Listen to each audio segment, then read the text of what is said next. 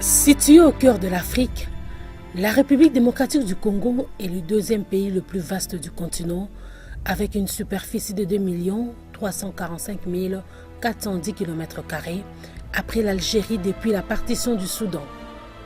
Composée de 26 provinces, la RDC partage ses frontières avec 9 pays limitrophes. Pays sous-continent aux potentialités immenses, la RDC est à la croisée des chemins pour son émergence à l'horizon 2030 et son développement à l'horizon 2050. Pour y parvenir, le gouvernement de la République est appelé à prendre des mesures qui s'imposent, à adopter des politiques rigoureuses et mettre sur pied des stratégies adéquates. C'est dans cette optique que le gouvernement congolais a monté le projet de renforcement des capacités de gestion des fonctions de base de l'administration publique PERSEGAP, financé par la Banque mondiale à hauteur de 29,9 millions de dollars américains à ses débuts. Exécuté par le Secrétariat national pour le renforcement des capacités SENAREC, le PERSEGAP a été lancé le 28 juillet 2011 à Kinshasa. Un projet qui a récolté un succès sans précédent 5 ans après sa mise en œuvre. Le projet PERSEGAP vise le renforcement des capacités. Son objectif principal, c'est d'aider l'administration publique à devenir une administration performante qui donne des services de qualité à la population. Plusieurs agents et fonctionnaires de l'État ont vu leurs capacités renforcées grâce au PERSEGAP par le biais du SENAREC. La Banque mondiale, de par son mandat de lutter contre la pauvreté et partager la prospérité, n'a pas douté un seul instant pour soutenir le gouvernement à travers ce projet dans le renforcement des capacités. Le renforcement des capacités de l'administration publique revêt un caractère primordial dans la stratégie de la Banque mondiale en termes de développement. L'homme se trouve être le facteur le plus important de production. Il faut renforcer sa productivité, améliorer sa productivité. Et la meilleure façon d'améliorer sa productivité aussi et surtout, c'est de renforcer ses capacités.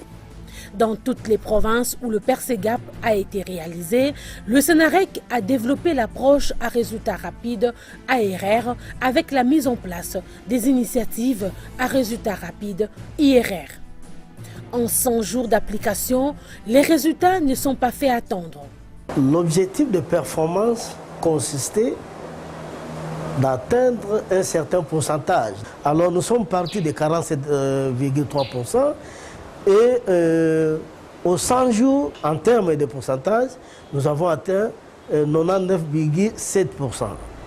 À Bukavu, au sud Kivu, les habitants du quartier Ngouba, dans la commune d'Ibanda, peuvent boire de l'eau potable grâce à l'initiative portant sur l'adduction d'eau dans ce quartier. Partout dans la province, il n'y a pas d'eau alors qu'il y a des rivières partout dans la province. Chaque fois qu'on arrivait en saison sèche, on n'avait pratiquement pas d'eau au robinet.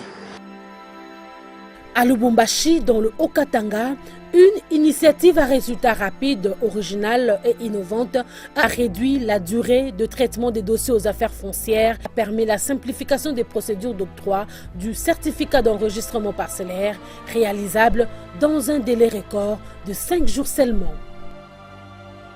J'ai été vraiment surpris d'avoir le coup de fil du CB lui-même. Il a appelé mon mari, c'était déjà le 4e jour, pour lui dire s'il pourra être ici à Lubumbashi, parce que nous vivons à Kolwezi, pour l'obtention des certificats. J'ai été vraiment fort étonnée, je n'en revenais vraiment pas. Au centre du pays, dans la province du Kasaï oriental, la mobilisation de recettes qui battait de l'aile a enregistré des résultats incroyables grâce au PERSEGAP qui a procédé à la formation des agents de la régie financière provinciale à l'IRR sur la maximisation de recettes. La manière dont on travaillait avant, ce n'est pas la même chose avec les IRR. On constate qu'il y a de l'argent, mais on s'y prend mal. J'ai dit ici que nos agents ont suivi des formations et nous devons capitaliser les formations que nous suivons. de manière à ce qu'on puisse pérenniser les acquis. Et donc, pour ma part, je vais m'impliquer et nous devons compter sur nos moyens propres, les recettes propres de la province pour pouvoir booster le développement de notre province. À travers les initiatives à résultats rapides, toutes les provinces où le projet a été mis en œuvre ont réalisé la pertinence des interventions du PERSEGAP. Et les bénéficiaires ne jurent que par un accompagnement continu et permanent de la Banque mondiale et du Sénarec à travers le PERSEGAP pour une pérennisation sans faille des acquis.